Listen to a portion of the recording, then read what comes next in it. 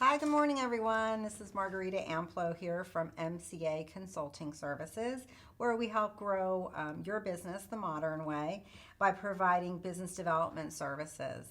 Welcome back to our video podcast series, Business Talk with Marg, where we invite experts today to join us monthly to discuss topics and provide us with tips to help us with specific challenges that we're facing in today's environment. And today we have Susan Matter, founder of Let's Open Doors, Vanguard, part of Vanguard as well. Susan is also a member of the Exton Chamber of Commerce, and today we are going to be discussing how you can successfully sell your home in 2023.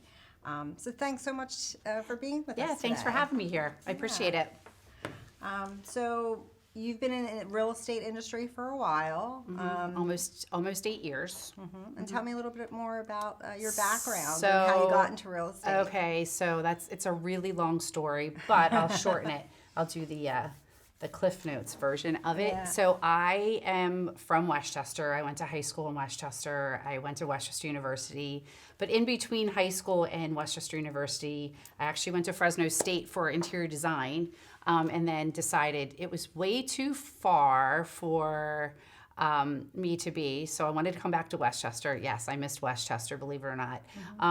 Came back here, then I became a flight attendant with Continental Airlines. Oh, wow. Did that for a couple years, jumped back, went to Westchester University. I was a communications major and minored in journalism. I worked for WB17. Then I decided I had to get a real job and make some money.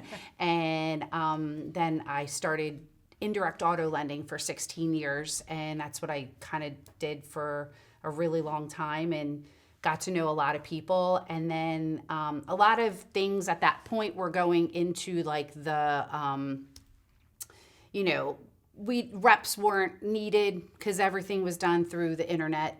So those jobs were kind of like phasing out, and I ended up deciding, you know what, I want to kind of create my own destiny. I want to do my own thing. So I started real estate. I went and got my real estate license, and I started at Keller Williams in 2016.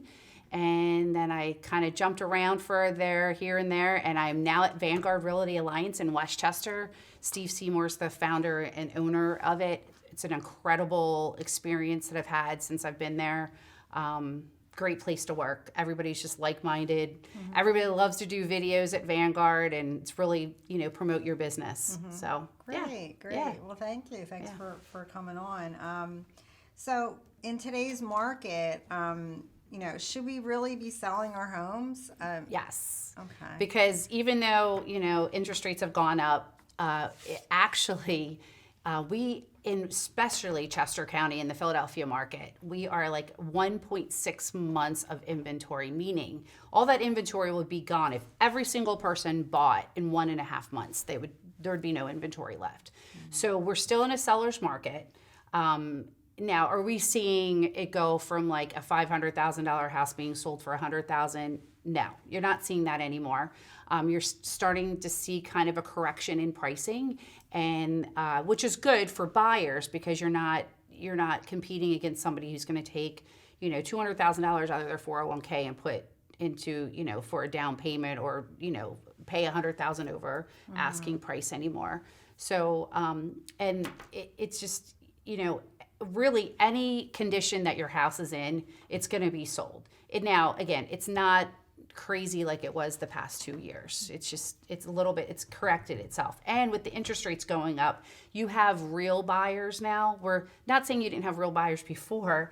You have more people that need a house versus, I think I'm going to move because it's I can get 2.65% interest rate. I think interest rates, yesterday I heard were about 6.25%, 6.5%. And, again, inflation goes up, so are interest rates. So, we're going to see, I think, a little bit more. But there's been some experts in the mortgage business that have talked about May 10th I don't know why that is the calendar time when they're saying this, but they're saying somewhere in May, interest rates might kind of go down a little bit. Oh, wow. So to get more people buying, especially if you're going into the late spring market, into the early summer market. So we'll see. Right. If we had a crystal ball, we'd all be rich, right? So we're still having those bidding wars. Yeah, but not to the extent like we were 2 years ago. You're not having like Okay, it's not 50 as bad. offers. You Okay. might have 5 you're competing against, but not like, I mean, it was insane. Right. So, right. Okay. yeah. So it's gotten a little bit better out there. Yes, yes. Okay, good. And then as far as I think you touched on the interest rates rising, do you think that they're supposed to go down? You said in May. But Yeah, do a you little think bit. Not. little bit, It's not they'll going to probably be remain the same, like around the same area. I mean, we're not going to ever see a 3% Right. in our lifetime. I mean, if we do, then I don't know. Yeah, But right. it's definitely going to be, so pre 2019, they were about 5%, 4.5, 5, and then they started getting 6. So really historically, since like 1960s, our interest rates now, we did go hike up in the 80s, but historically it's about a 7%. So anything below 7%, you're still getting a good rate. Okay. I bought my first house in 2002, and I think my interest rate was 7.25. Okay. So yeah, we're still pretty. Still pretty good. Yeah. Okay. Okay, good. Now, everyone's home equity, it's significantly, Yeah. higher from years past. But what does that exactly mean to us? Like what, what So benefits the do more we have equity from you that? have in your house, the more money you're going to have when you sell. So if you bought your house at $100,000 and over this past couple years it went up to 300, you have $200,000 in equity, Right, essentially. right. So if you were to sell that house for $300,000 today, and now you've been paying your mortgage down to say for the past 3-4 years, you might only owe 90. So now you have $110,000, 210, my math's a little off there, $210,000 equity, yes.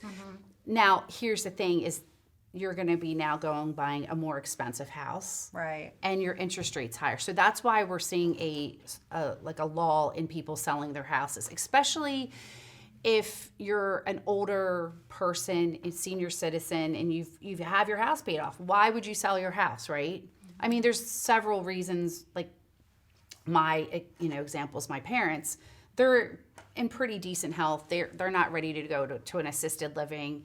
So my mom's like, I have $1,000 a month mortgage. So like, why would I want to go anywhere else? And then I think her interest rate's like maybe like high 3s, low 4s. Right. She can't afford, even if she has that equity in her house, she doesn't want to also go into another $800,000, Mortgage, yeah. $700,000 mortgage. She's probably looking more of like that $250,000 to $300,000. Well, guess who else she's going to be competing against? Now she has leverage because she has equity, but that first-time home buyer is also Right. looking at that same price range.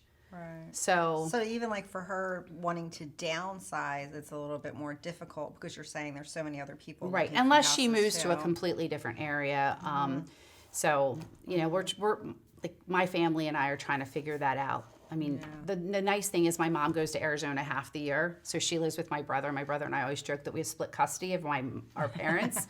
But Right. if she moves back here, but the pricing in Westchester, I kind of wanted to touch point with this, is it went up so much. I think the stats are like 15 to 20% is what the average house in Westchester went during that COVID 2020 to 2022, 2023. Wow, that's amazing. So are you seeing people wanting moving outside of Westchester because of getting that equity in their homes and then going Yeah, elsewhere? there's some places like out in Honeybrook that are for like assisted living that people are moving to, or they're moving to. There's a place in Glen Mills that people are moving to, but again, that's people who don't want to, take care of their huge, 3/4 acre lot Right, in the right, yeah. 2,500 square foot home. Yeah. And they may just want to, they don't want that extra stuff anymore. So it's all, depends on who they are. So that's the thing. Or people are moving, like in that age group, they're moving to South Carolina, Florida, or other parts of the United States that's a little bit cheaper than Westchester. Got it. Okay, cool. Keep that in mind, everyone, when you're looking to get out. So I know we talked before and you told me you have this great checklist on that you share with your clients as far as what they need to do when they're selling their homes. Can you share some of that? Yeah, with so us? I think the first thing that you want to do when you sell your home or you're thinking about selling your home is just kind of go around and just assess what needs to be decluttered. So many people have stuff and this is, so and so bought this for me, or they have a, Lennox, menagerie of stuff that they want to display. I think just decluttering that is probably the number one thing. Go around, and you don't have to change everything, but paint is going to be your most inexpensive upgrade to your house. And paint just, does wonders. If you have old school wallpaper and you have the time, take it down, even though I know wallpaper's it's coming back and it's coming back with a vengeance. I actually love it. But paint is going to be your number one and easiest way to upgrade your home. Landscaping, you want to make sure that there's, any overgrown trees, anything hanging over your house, any trees you want to get cut back. And, just sprucing it up, mulching in the springtime, weeding and all that stuff. And if you have any old carpeting that's green and that beautiful 1980s mauve, I highly suggest replacing it. Again, carpet's going to be your cheapest way to go to replace stuff. I wouldn't get into hardwood floors or anything like that, because the next person who buys your house might not want hardwood floors. They might want tile. They might want carpeting. So I would just do very basic. Yes, greige is still the color. Basic neutral colors. And just freshen up the house. And if your house has older cabinets that need to be replaced, the first thing I always tell in the kitchen, replace the knobs and your hinges. Get I think that they're called European hinges, so you don't see the hinges on the outside. Very, very inexpensive thing to do. Go to Home Depot, buy a bunch of them. And even if you have time or have somebody that paint your cabinets, if they're, kind of falling apart or just don't look really fresh, that does wonders as well. But I wouldn't go out and spend money on granite or anything, just, unless you have the 1960s Formica or laminate. For people that have the older homes, especially the elderly people that have, the 1970s bathrooms and so forth. What do you suggest for them? I wouldn't go in, and I would say paint again. Yeah. If you have that old, little kind of little 1/2 inch by 1/2 inch, pink and green and yellow, I don't know. Yeah. The mall, right. I would still keep it, because people are going to want to go in and do what they want to do. They might not, if you go in and replace it all with some sort of tile, it's not going to, yes, you could do that inexpensively, but I think just keep it as is. Maybe take the countertop, if it's an old laminate, and put in some sort of, a newer laminate or even a cheaper granite. Granite. Okay. Yeah. Okay. And then the tubs and stuff, just keep, because again, people are going to come in and want to do their own thing. So don't worry about spending all this money to try. No, I would just make it as clean as possible. Hire professional cleaning service to come in and just do all the nooks and crannies of your house. Again, another thing, just like paint, it just makes you'll be amazed, oh, why didn't I do this before? Yeah. Awesome. Yeah. So as far as a first-time buyer, what advice would you give them? And would it be the same or? A little bit different for the buying process. The number one thing is get pre-approved. If you're not sure what lenders to call, I would go to your bank first. Second, I would call me, Susan Mattern, and then I will direct you to the multitude of lenders that I have. Everybody's different. Everybody's on a different path. Everybody has a different job. Everybody has a different income. So I would, kind of direct. I usually give 3 or 4 lenders, and I let that person pick if they don't go through their bank. And then once you have that pre-approval, then we know how much we're going to start looking at. The one thing as a realtor that we tell everybody, we don't want to start looking at $500,000 houses and you're only pre-approved for 350, or you might be approved for 650. So we've kind of lost out on that 500 to 650 range, and we lost that 350 to 500. Right. And you fall in love with that $500,000 house, and Right. then we put everything in with the lender, and they're like, nope, can't have it. You don't qualify for it. Got it. So it's kind of a letdown. So let's like start out on the right steps. It's a process. It's like making a cake. If you miss the flour, you're not going to have a cake. So you got to go through the process, pre-approval, and then we go and look for houses. I always pick an area, have it more specific, the better. Even if you have it drilled down to a neighborhood, or you want to be in like a mile radius or 2 mile radius of a certain neighborhood, and then we pick 3 to 5 houses, and then we go look at those, and and just kind of pick it apart that way, and then we put an offer in. I think the biggest thing right now is do not waive inspections. People were doing that. I wanted to jump back to real quick is if you do sell your house, one of the things that I do is I pay for a home inspection, and it's been very successful for me and my clients as well as the buyers, because now the buyers have a fresh inspection report. They can still elect to have an inspection done, but now they're going to see our inspection report, and it's going to even on top of the seller's property disclosure, which every seller has to do if they've lived there.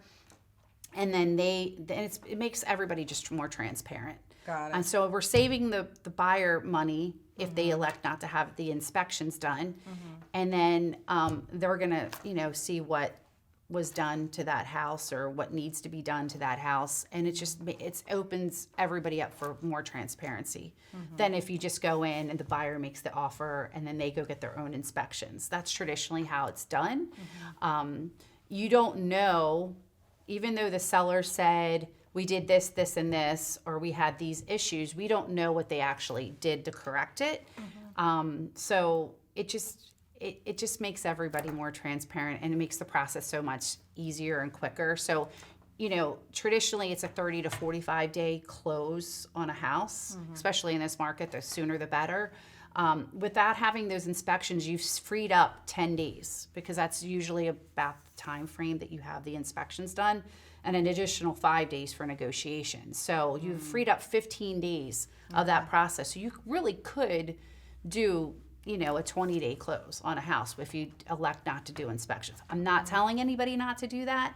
I still feel like if I'm representing you as a buyer, I'm still telling you to have inspections done. Right. Well, yeah, when I was hearing that people weren't getting inspection, I think it was all due to demand, probably. Yes. And, but I think that, like, as you're saying, it's an important thing because you're investing, in a house. It's a big purchase. It's the biggest purchase of your life. Right. And the other thing is not having those inspections, like, it just blows my mind that people actually did it, but they did it. Right, yeah. But you go in, and I've actually had people waive inspections recently, and I was like, I have them sign a waiver that I didn't promote that and that they're at their own risk. And she literally moved in, and the gas line was never connected to the furnace, which we would have found that. Did she have it corrected? Did the seller, honor it? Yes. But, just little things like that. That's the last thing you want in like December when it's like 25 degrees outside and you have no heat in your house, because now you're opening yourself up a whole different Pandora's box, pipes bursting, the roof, all kinds of crazy stuff. Yeah. Okay, great. So, That's some great advice. Thank you. Yeah. Now, I wanted to take it to another direction. There's investors out there, entrepreneurs that are looking to invest money in property. Is that still something that's smart to do these days, or what's your opinion on that? Investing is probably, especially with like the stock market, and now we have all these banks going sideways. I think your best bet, and I really promote this with like my son, he's 22. I have another son that's 20. I'm always promoting, especially with my oldest son, like, hey, when you graduate, let's start looking at, a condo. And he's probably looking at me like 5 heads, like, why would I want to buy a condo? Well, he doesn't realize he goes into that. He's not rents are super high right now. So he can actually live there And if it's a condo where there's like 2 or 3 bedrooms, he could have friends live in there. And then he's building his own equity with the rents that his friends are paying. Especially he could charge them a little bit lesser, than they would have to pay on their own. Now he's building. So anybody that's in their like early 20s, if you're investing now in real estate, you're just setting yourself up for success long term. And hold those properties. Like what you want to do is you want to have a nest egg of like 4, 5, 6 properties. Now, do you want to be a landlord your whole life? You don't have to, but you can look at it as another another stream of income. It's, you just have to make sure that you have all your ducks in a row and that you're putting money aside for anything that might go wrong while you have tenants living there. Right. So, one of my whole things of even getting into real estate was to be an investor. So, and that's kind of my goal for 2023 is to have my first investment property or do a flip. So, yeah. So people, I mean, that's for people that are older, they're still doing that. They're still seeing some success in doing that. Oh, yeah. So it's not like because of the environment that we're in, it's. No, because rents have gone up a Okay. lot. I mean, it's Right. especially in Westchester, even in Coatesville, even in like parts of Delaware County, I can't believe how much people are paying for rent. Norristown, I remember people were paying like $1,300-$1,400. Now you're looking at like $1,800 to $2,000 for like, a 3-bedroom house. Wow. $2,200 a month. So, you compound that over years, and then you see how much you've made, and then you're paying down your mortgage, and then it's just like owning a house. Now you're going to have equity, Yeah. and your ultimate goal is to not be paying that mortgage or the lender on that anymore, and then that's just more money coming into your stream of income on a monthly basis, which sets you up for buying more properties and having a nice life. I mean, my Vanguard Realty Alliance, that 42% of our agents are all investors. And since I've been there in May, I've learned so much about investing that I never did at a traditional real estate office. So anybody that's watching this, that's in the real estate business and they want,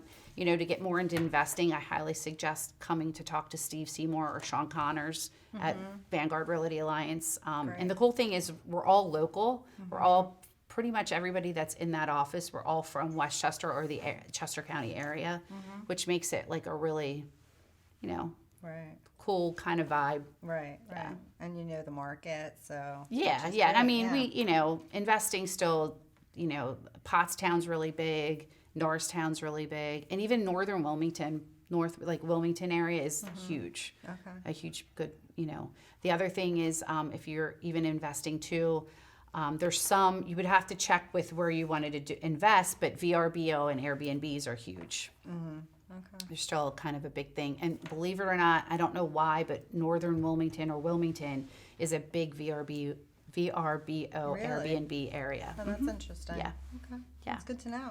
Well, that's great. You gave us a lot of great insights today. I appreciate it. Yeah. So what's the best way for everyone to get a hold of you? Give me a call.